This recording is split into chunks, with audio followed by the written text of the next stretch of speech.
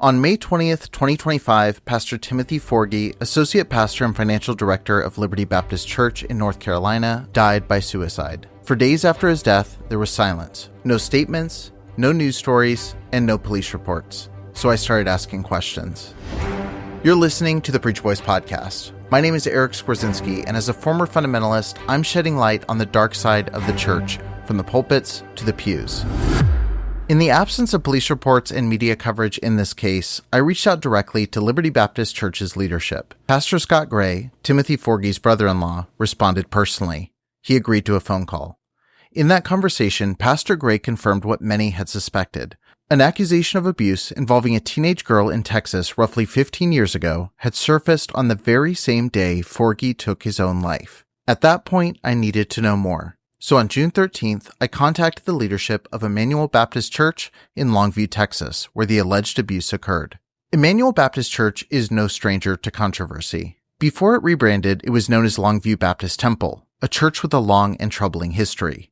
Its former pastor, Bob Gray Sr., was closely connected to well-known figures in the independent fundamental Baptist movement, including the late Jack Hyles, the former pastor of First Baptist Church in Hammond, Indiana, his son, Pastor David Hyles, and the late Pastor David Baker. The latter two have both been implicated in serious abuse scandals.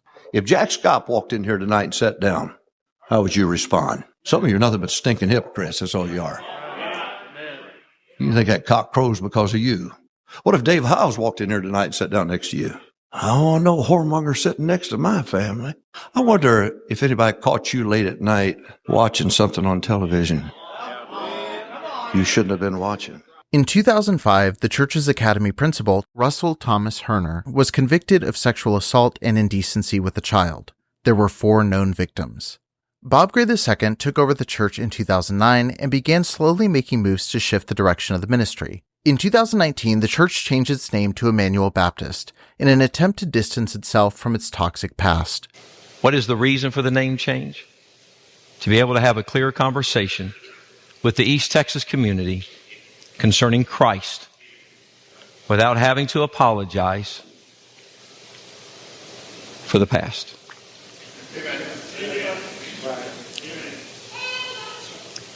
Actions that had nothing to do with us, but yet we still have to answer the questions. That same year, Bob Gray II publicly condemned his own father's support of known abuser Cameron Giovanelli.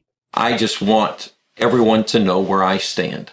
I, Bob Gray II, am not going to come out in support of a predator. I totally support not the alleged victims, but the confirmed victims. Still, many former members of the church remain skeptical. To them, a name change does not erase the culture, and some think the church's independent Baptist roots alone are enough to make it untrustworthy. When I spoke with Pastor Bob Gray II on the phone, I voiced my own concerns about the patterns of silence and cover-up that seem to persist in so many IFB churches, and explained that I too default to cynicism and skepticism when it comes to hearing pastors talk about these stories. To his credit, he did not dodge the question. He said, "I will stand up and raise my right hand and testify that yes, covering up and switching people from church to church, there are brethren that are totally guilty of that. Even the ones that you've exposed. They made their own bed, they shot themselves in the foot, and they should have done the right thing." He added, "My style has always been, I want to be as gracious as I can, but not abandon truth." When we began discussing the Forgy situation, he described how it came to light as a, quote, pebble in a pond. It started with something small and obscure, but it made waves that had a big impact. It all started with a Facebook post. A member of Emmanuel Baptist Church had shared a simple invite to the ministry's Easter services. However, the post ignited what Gray called a firestorm of comments. Commenters, some of them former members, started questioning why anyone would attend. And buried in that thread was a short comment alluding to a predatory former principal. It was barely more than a passing quip, but Gray took notice. And even though it was only a rumor, Gray told me that he took it very seriously. He said, "I was like, he has to be held accountable. I mean, even so much that just based on a rumor, I booked a ticket to go to North Carolina. Just based on a rumor."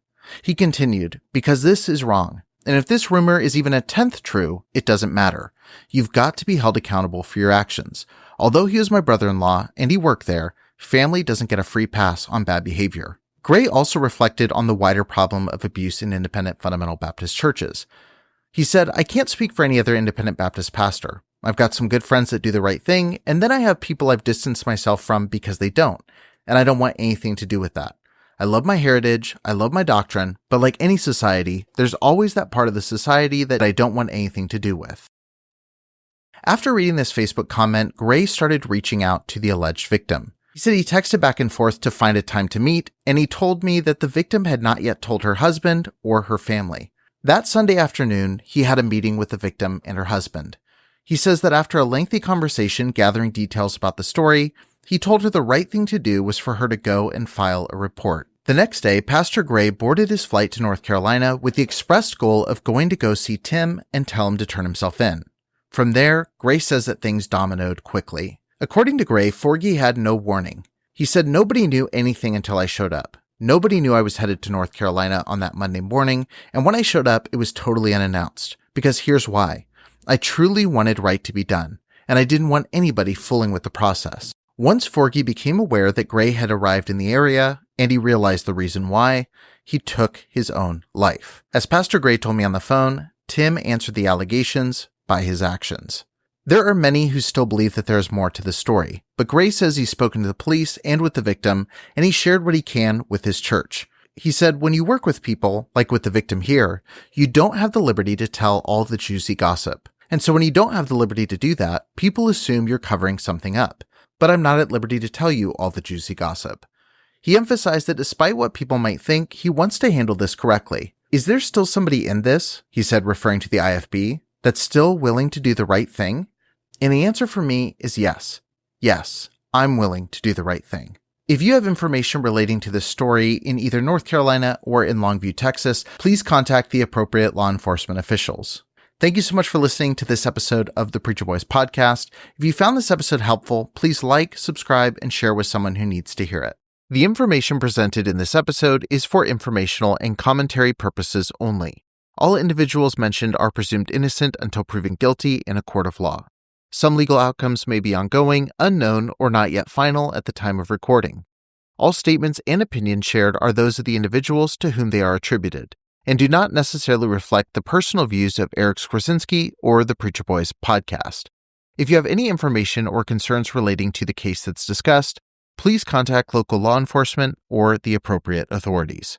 If you or someone you know has experienced abuse, visit courage365.org to get free resources that empower survivors and advocates alike with education and support.